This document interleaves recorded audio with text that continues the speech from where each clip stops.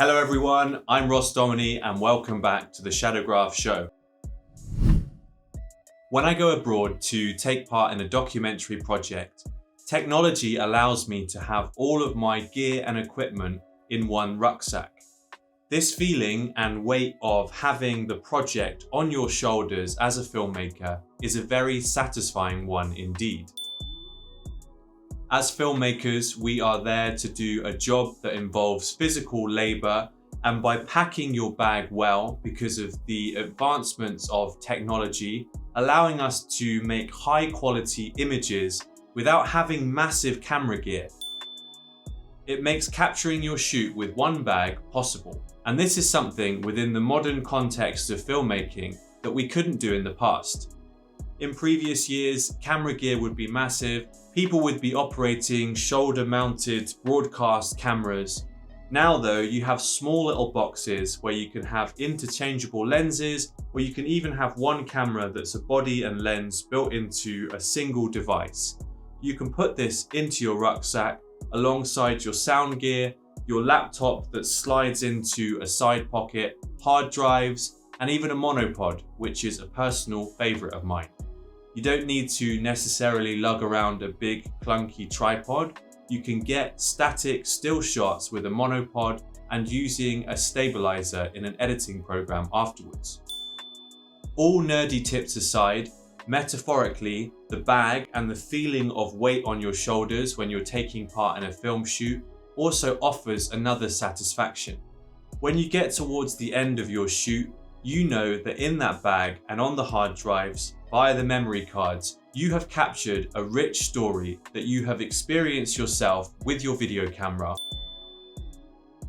Your bag is carrying more than just kit. It is carrying a narrative that you're going to go home, you're going to edit, you're going to morph into many different narrative structures until eventually you get a powerful film that you can show to audiences, and you can make a whole full-rounded experience of doing the research, capturing a story, and then building it into a final product that can move other people in an audience when you play them the film afterwards. This is the beauty and full circle joy of filmmaking. It goes from the pre-production process of research to you going out there with your rucksack loaded with gear to capture the story and then bring it back and show people a message and narrative about a subject that you care about. As a filmmaker, I carry stories on my back. This all fits into my small kit bag for going on a filmmaking shoot. Sometimes it's true, bags do carry a weight, a physical weight with them, but for me personally, I love this feeling of carrying some strength on my back, going into a new place to experience new politics or a story that I've researched online, and to encounter it in reality with the tools that I have on my back. They are tools to express the way in which I see the world and experience it. This is something that you can do as well. You can go even more minimal and go out just armed with your phone in your pocket. But for me personally, I love the feeling of having proper gear on my back, not too light, not too heavy, but stuff and tools that I trust, that I know will capture the story, will do the job well, and will make me come home with a rich and powerful narrative.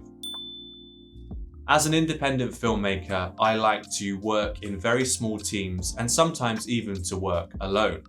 When I say alone, of course, if it's in another country, I'm never truly alone because I can't tell the stories without the support of translators or fixers. But what I mean is from a technical point of view. Budgets might not always allow my film shoots to employ sound people, so I have to do sound and visuals myself. Sometimes I may work with one other friend and we may share the gear and technical roles, but what I've learned from experience is that if you pack your bag well, you train with the gear and tools that you know, you can shoot a whole project by yourself, and in some ways it makes things less complicated. In contradiction to this statement, it can be difficult and tricky to also do all of the things yourself. If you have a sound person with you, this takes a lot of weight off your shoulders as a filmmaker, because then you can focus purely on the visuals. But sometimes when you're capturing stories that you care about, you may not have a budget to employ a sufficient team or even to employ one other person that could be a sound person. So you have to learn to do these things yourself. And even though it makes your job as a camera person harder, if you can train yourself with basic sound skills, it can come in very useful in the future when you have to take on a few of these roles at the same time. When I'm on a documentary film shoot and I get to the end of a good day's worth of shooting, I feel like the whole world fits into my rucksack. I can't tell you the meditation and peace that I get from the process of packing down my camera gear. It's like a reflective time for me to take the camera apart piece by piece, put it back into my bag, and as I'm doing this, to reflect on the beautiful rushes and experience that I've got from the day. For those of you that don't know what the term rushes is, it means footage. Let's zoom out and explore the feeling at the end of a documentary project. So you filmed for many days, maybe over 2 weeks or 2 months, a whole project and film.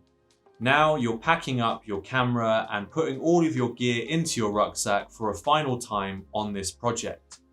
On your hard drives, hopefully backed up because you should always have more than one copy on your hard drive. You have all of this stuff in your bag. You leave from the country that you've gone to film your project, and you come home with a rich collection of experiences through the footage that you've captured with your camera. This is an amazing feeling. This is the best way to collect data, and this feeling of researching a subject through practical experience. All of this experience is gathered and collected and is in your rucksack. You have carried it on your back and you've used the tools on your back to capture this story.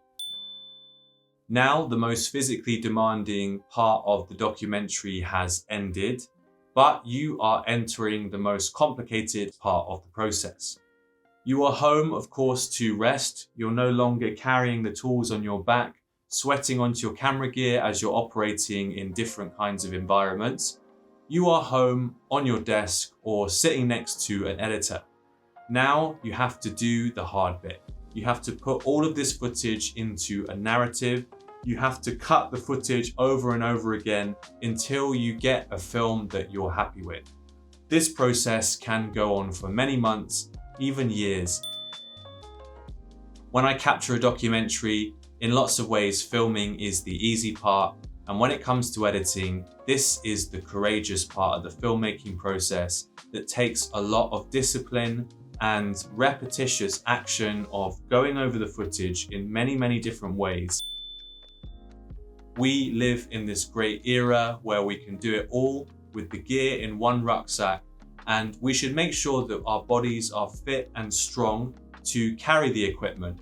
And we should always, always, always appreciate the deeper metaphorical sense of a bag capturing and carrying the weight and beauty of stories of other people from around the world.